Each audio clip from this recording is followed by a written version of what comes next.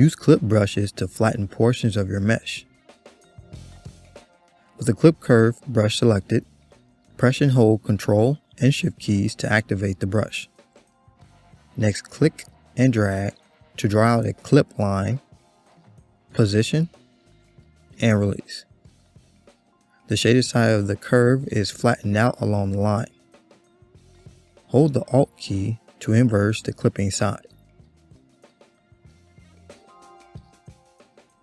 Tap the Alt key when drawing your clip line to change direction, creating curves. Double-click Alt to pivot your clip line, creating points.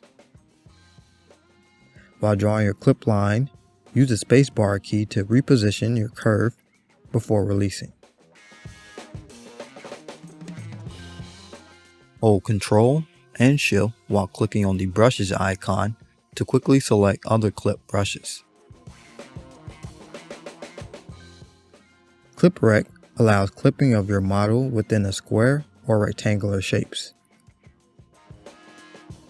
Clip Circle allows clipping of your mesh within a circular or oval shapes.